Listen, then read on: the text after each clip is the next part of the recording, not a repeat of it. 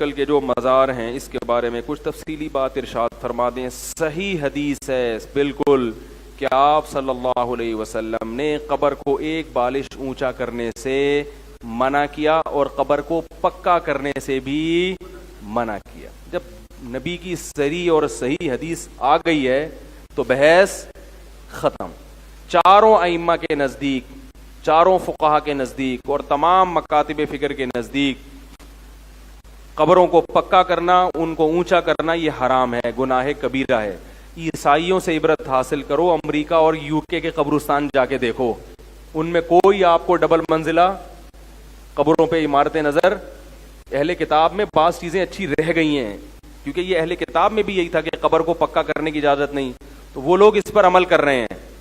آپ دیکھو امریکہ اور لندن کے قبرستانوں کا یوٹیوب پہ وزٹ کرو تو آپ کو سادہ قبریں نظر آئیں گی, اور پاکستان لکھو گے تو آپ کو قبر کم اور وہ کوئی بلڈنگ زیادہ نظر آئے گی وہ, اور اس میں بعض دفعہ مردہ بھی نہیں ہوتا اندر, اور بعض دفعہ آدمی نہیں ہوتا, پتہ نہیں کون ہوتا ہے. کوئی چرسی ہیروئن چی مرتا ہے اس کی قبر پہ بنا لیتے ہیں عجیب عجیب. میں بھی تھائی لینڈ سے ہو کر آیا ہوں نا, وہاں میں نے بت پرستی دیکھی تو بتوں کے بارے میں وہم ہے کہ یہ یوں کر دے گا, یہ یوں کر دے گا. تو مجھے خیال ہوا کہ جیسے ان کے پاس ان بتوں کے برحق ہونے کی کوئی دلیل نہیں ہے, توہمات ہیں, ایسے ہی ہمارے پاس مزار پرستی اور ان روحانی ٹوپی ڈراموں کے برحق ہونے کی کوئی دلیل نہیں ہے, صرف توہمات ہیں. وہ توہمات کیا ہیں؟ ہندوؤں کا نتیجہ ہے کہ ہم نے فلاں بھگوان کی منت مانی تھی, ہمارا فلاں کام ہو گیا تھا. بعض دفعہ کام ہو بھی جاتا ہے نا, تو ان کے پاس ایسے کچھ واقعات ہوتے ہیں, وہ واقعات لوگوں کو سناتے ہیں, لوگ یقین کر لیتے ہیں. ہمارے ہاں بھی جو روحانی ٹوپی ڈرامے مارکیٹ میں چل رہے ہیں, ان کے پاس بھی واقعات کی ایک فہرست ہوتی ہے. فلاں آیا تھا, میں نے فلاں وظیفہ بتایا تھا, اس کا فلاں کام ہو گیا تھا. تو اللہ نے بھگوان کے جو پتھروں کے بنے ہوئے بت ہیں ان کے باطل ہونے کی دلیل میں یہ نہیں کہا کہ ان سے تم نے فلاں موقع پہ مدد مانگی تھی اور کام ہو گیا تھا, بلکہ اللہ نے کہا کہ تم کتنی چیزیں ان سے مانگتے ہو وہ پوری نہیں ہوتی. ایک دلیل یہ دی, الہم ارجل یمشون بہا, کیا ان کے پاؤں ہیں جس سے چل سکتے ہیں؟ یعنی اللہ نے بتایا کہ یہ اپنا کام نہیں بنا سکتے تو تمہارا کہاں سے بنائیں گے؟ لہذا جو کام تمہارے ہو گئے وہ انہوں نے نہیں کیے, وہ کس نے کیے ہیں؟ اللہ نے کیے, اور ان کی وجہ سے نہیں کہ وہ ویسے ہی غریبی میں کچھ کام ہو جاتے ہیں. ایسے ہی روحانی ٹوپی ڈرامے سے کسی کو فائدہ ہو گیا تو یہ مت دیکھو فائدہ ویسے ہی ہونا تھا. ہر آدمی کے مقدر میں بیماری کے بعد موت نہیں ہوتی, بہت سے لوگوں کے میں بیماری کے بعد شفا بھی لکھی ہوتی ہے. تم یہ دیکھو کہ جو اپنے آپ کے کام ٹھیک نہیں کر سکتا وہ تمہارے کام کہاں سے ٹھیک کرے گا؟ جو روحانی علاج والا, تم جا رہے ہو اس کے پاس کہ میری فلاں جگہ سیٹنگ چل رہی ہے, وہ لڑکی مجھے مل جائے, زیادہ تر یہی ہو رہا ہے. تو میں ان سے کہتا ہوں جو پٹھان ہوٹل سے فری پھوکٹ میں 2 پراٹھے نہیں اٹھا کے لا سکتا وہ تمہاری محبوبہ کو تمہارے قدموں میں, بولو بھائی, کہاں سے لا سکتا ہے؟ تو قرآن کا طرز یہ ہے کہ ان کے عاجز ہونے کے دلائل دے رہا ہے, اور آپ ان کے عاجز ہونے کے دلائل پہ غور نہیں کر رہے. جو کام تکے میں ہو گئے ہیں ان کو ہائی لائٹ کر رہے ہو. مجھے کینسر تھا, میں حضرت جی کے پاس گیا, کینسر ٹھیک ہو گیا ہے بھائی. میری ٹانگ ٹوٹ گئی تھی, میں فلاں کے پاس گیا, ٹانگ ٹوٹ گئی. میرے گدے میں پتھری تھی, انہوں نے پھونک ماری, پتھری نکل گئی. ارے اگر پتھری نکل رہی ہوتی ٹھیک ہے, نکل گئی آپ کی, مانتا ہوں, ان کی پھونک سے نہیں نکلی, ویسے ہی نکلی ہے. ہر ایک کی پتھری نے اندر رہنا نہیں ہوتا. تو یہی وہ توہم پرستی ہے جس کی وجہ سے شرک آیا ہے. فلاں نے بت کے سامنے جھکا تھا, اس کی شادی ہو گئی, اس کے بچہ ہو گیا. فلاں مزار پہ گیا تھا داتا دربار کے, تو دیکھو اس کے اولاد ہو گئی. اس کا مطلب مزاروں سے بھی ہوتا ہے. تو بھائی اگر ایسے ہو رہا ہوتا نا, آپ یہ دیکھو کتنے گئے ہیں ان کو پھر بھی اولاد نہیں ملی, اور کتنے نہیں گئے ہیں پھر بھی ہو گئی اولاد ان کو. تو قرآن کا جو دلائل بیان کرنے کا طرز ہے نا, وہ یہ نہیں ہے کہ ان سے کیا کیا ہو رہا ہے. قرآن کہہ رہے ہیں جو خود عاجز ہیں, تو جو مزار میں پڑے ہوئے ہیں, چاہے وہ ولی اللہ ہی کیوں نہ ہو بھائی, وہ تو ہل نہیں سکتے, وہ قبر سے باہر نہیں آ سکتے. وہ میں نے بتایا تھا نا ایک واقعہ, ایک فالج زدہ آدمی کا فون آیا میرے پاس, آدھا دھڑ اس کا کیا ہے, فالج.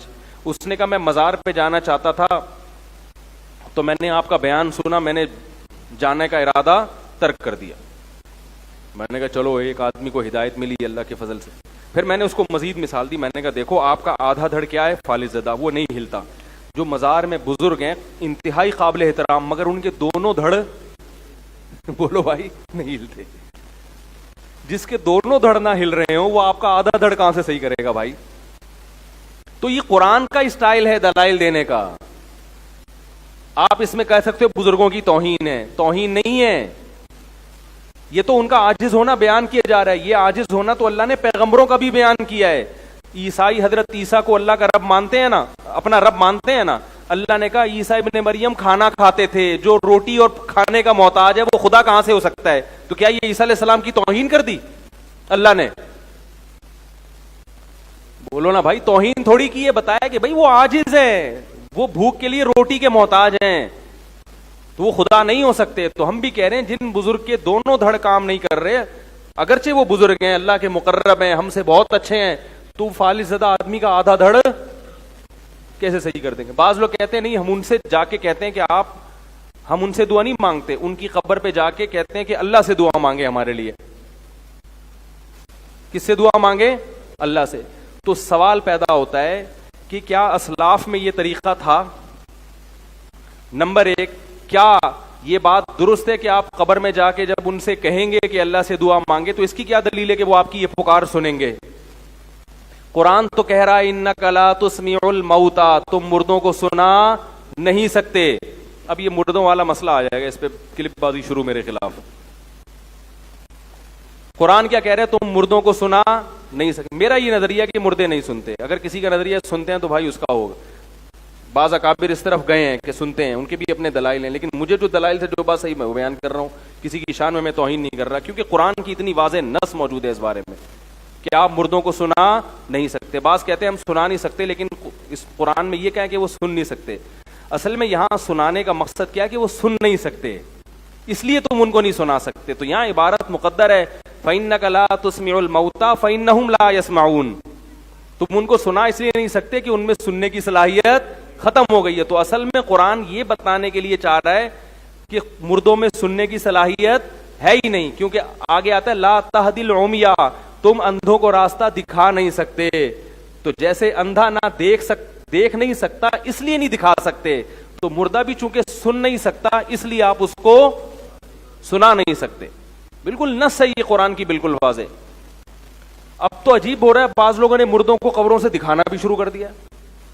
کہہ رہے ہیں سننا تو دور کے بعد مردہ اندر سے دیکھ بھی رہا ہے باہر. بھائی اتنا غلو مت کرو، سننے میں اختلاف ہے، وہ اختلافی مسئلہ ہے.